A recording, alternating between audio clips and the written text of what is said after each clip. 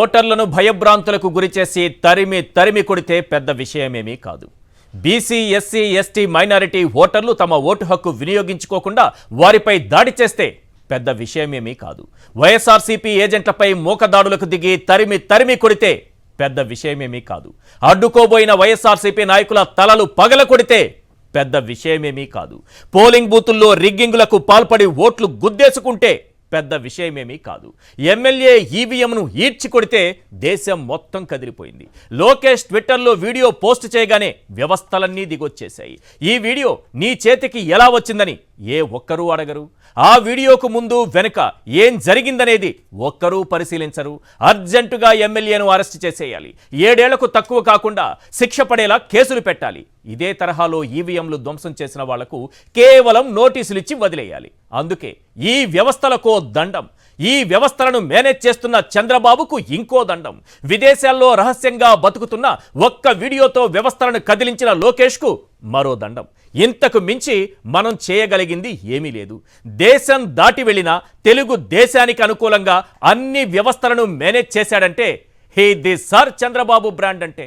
ఆయన బ్రాండ్ గురించి, EC trend గురించి ఓ 10 పాయింట్లలో చెబుతాను, వినండి. పాయింట్ నెంబర్ 1, పోలింగ్ జరిగిన 8 రోజుల తరువాత ఆ ఒక్క వీడియో మాత్రమే లీక్ అయింది. ఇది సార్ మన బాబు గారి బ్రాండ్ అంటే. పాయింట్ నెంబర్ 2, సీఈఓకే తెలియకుండా లీక్ అయిందంటే వ్యవస్థలను ఏ స్థాయిలో మేనేజ్ చేసి ఉండాలి. ఇది సార్ మన బాబు గారి బ్రాండ్ అంటే. పాయింట్ నెంబర్ 3, పక్కాగా ఎడిట్ చేసిన వీడియో రహస్యంగా విదేశాల్లో ఉన్న లోకేష్ దగ్గరకు డైరెక్ట్గా చేరింది. ఇది సార్ మన బాబు గారి బ్రాండ్ అంటే.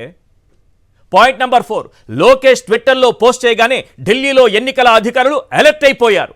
ఇది సార్ మన బాబు గారి బ్రాండ్ అంటే. పాయింట్ నెంబర్ 5, ఈసీ దగ్గర భద్రంగా ఉండాల్సిన వీడియోను కొట్టేసిన లోకేష్ పై ఎలాంటి చర్యలు ఉండవు.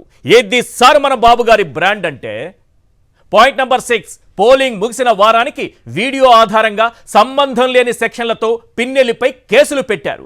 ఇది సార్ మన బాబు గారి బ్రాండ్ అంటే. పాయింట్ నెంబర్ 7, అనేక చోట్ల ఈవీఎంలను ధ్వంసం చేసిన టీడీపీ నేతలపై మాత్రం ఈ తరహా కేసులు పెట్టరు. ఇది సార్ మన బాబు గారి బ్రాండ్ అంటే.